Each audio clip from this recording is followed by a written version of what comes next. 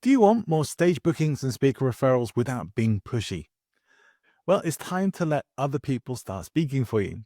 Today, we're diving into social proof, and that's going to be things like how to use testimonials, case studies, and referrals to grow your influence and to fill your calendar.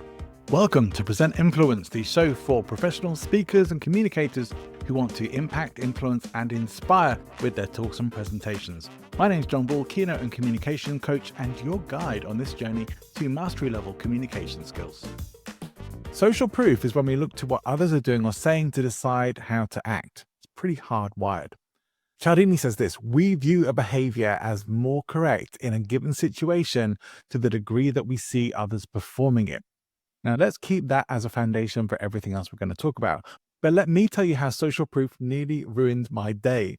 I was on a bus one time going to a place that I'd been many, many times before. In fact, I was going home.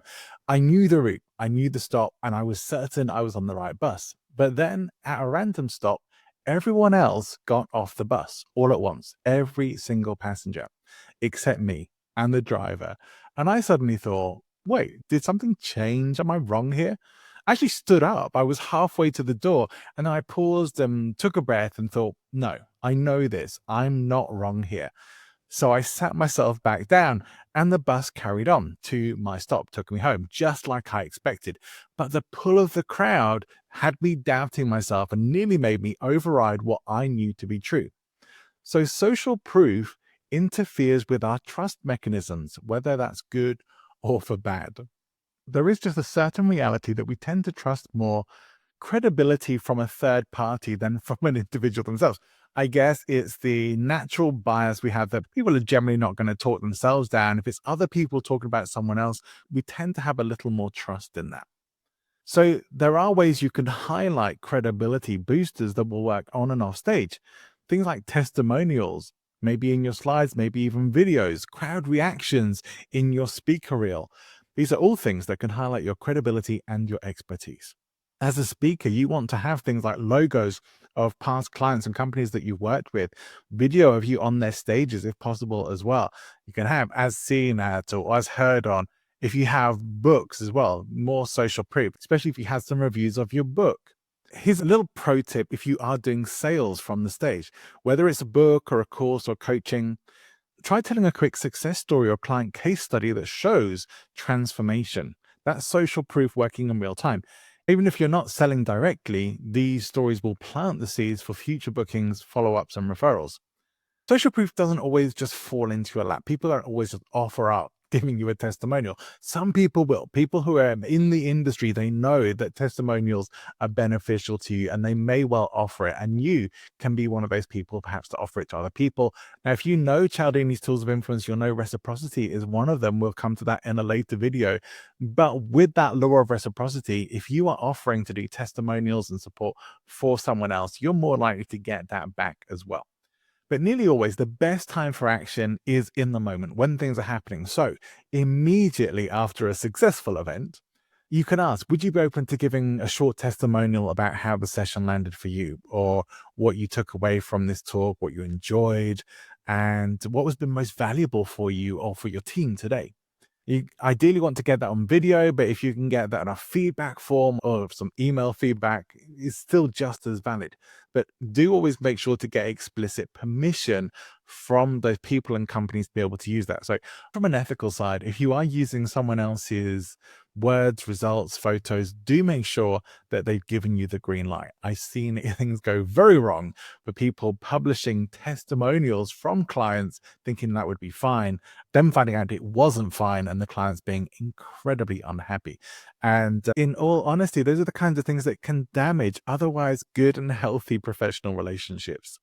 LinkedIn is a great place for social proof. It's pretty much exactly what it's there for.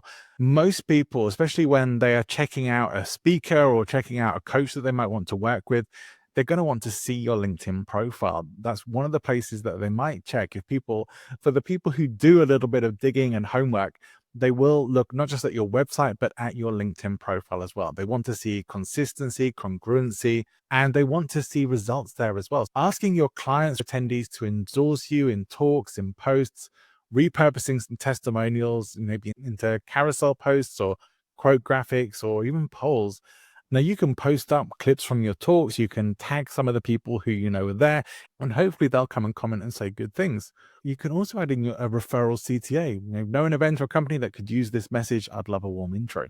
Now, a bonus tip for using LinkedIn. LinkedIn has a built-in recommendation request system, which is written social proof. So your referrals on LinkedIn will be there for pretty much forever, as long as you post them up and get them through. One thing I'll say with that is act fast, act quick if you're going to ask for referrals, because if several days or weeks or months have passed since the event that you're asking for a referral from, it's far less likely that you're going to get that.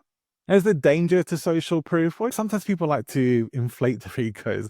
They'll use generic or totally fake testimonials, and that will lose you trust much faster than you'll ever gain it.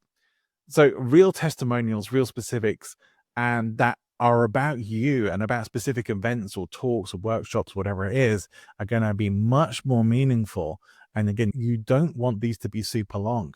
There is one thing right at the start of a talk or presentation that's going to matter more than just about anything else. When you're coming on the stage, you do not really want to be the person who is introducing you. You want somebody else to do that. And I have talked about this in other videos, but I will mention it here because I think it's incredibly relevant. You want to have an introduction written out in advance and make sure whoever is introducing you has that and keeps it with them, reads through it, and that they use that when they're introducing you. And so you will get a proper introduction. You won't have to go through all the hassle or bother of introducing yourself and giving yourself your own credibility boost. It's much better out the mouth of someone else. And if they don't have anyone planned to introduce you, find out who the event organizer is and get them to do it. So you always want to have somebody else introducing you. If you have an assistant with you or that, and that's the only person who can do it, get them to do it. But have someone who is not you introducing you on the stage with a pre-prepared introduction. You may want to use a similar thing for podcasts that you might go on as a guest, or YouTube shows where you want to ideally provide them the right kind of content or information to use as an introduction for you, so that you're not leaving things to chance. The important stuff will get said and you will get your credibility built and focused on in the right way. So we must curate these things. Practically, with social proof, you probably will want to include them in some slides at some point if you're going to using them on there. It could just be a short quote.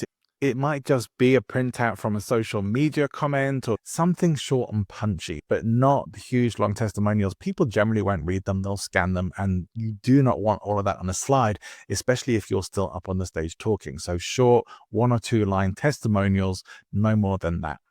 But you may actually want to use some case study stories within your talk and presentation to make your points. If you're working with a structure that is very much a sort of problem solution structure, you are definitely going to want to talk about people that you've worked with, results that you've had, and not from a point of necessarily making the sales there, but really it kind of allows people to have the experience vicariously through someone else's words. And we tend to trust that again more than we would just saying, oh, you had that experience or you did this. Is like what you do for yourself or your own development is not really, maybe it should be, but it isn't as important or influential as somebody else's opinion of you. So we do tend to override trust where we assume there are going to be automatic biases. And you may even tell a story and then say afterwards, that story came from one of the clients in my group or program. Now, if you have book sales, maybe pull some of the blurbs, some of the comments and endorsements from your book into your talk and presentation as well, especially if you have the books in the room that people are potentially going to buy. Give them the opportunities to see what other readers are saying. Much the same way as you know, on Amazon, you would hopefully have reviews of your book, good or bad, on Amazon as well. I also think with these kind of things, if you have a really stinky, horrible review, sometimes it's good to throw those in as a bit of humor, as a bit of not taking yourself too seriously, and also even a bit of vulnerability, like you're not there to be perfect. You may have even seen that thing from a coffee bar, which is along the lines of, come and try our coffee, which one lady on TripAdvisor says is the worst coffee she ever tried in her life. It is the kind of thing people will laugh at that and they say, you're not taking it seriously. You obviously don't think that your coffee is the worst coffee ever, but it's jokey and it does tend to resonate with people. Now, if any of this is helpful, make sure you hit like and subscribe. We are still only at number 3 of 7 on Cialdini's influence principles for speakers in this series. Next up is going to be number 4, liking. And that's going to be things like being more likable as a speaker without losing authority, without pushing too hard. We don't like people who try too hard to be liked, right? But then we still have reciprocity, consistency, and unity to come after that. So make sure you are subscribed for this series and hit the notification bell. I'm doing a bit of stand-up tonight, so I will also be bringing you hopefully some video of that, unless it goes really badly. Even then, I might just share it with you. So if you want to see some of my stand-up and also get more of this series in Cialdini's influence skills for professional speakers and communicators, make sure you're subscribed, hit the notification bell so you get notified when the episodes come out. And I'll see you next time.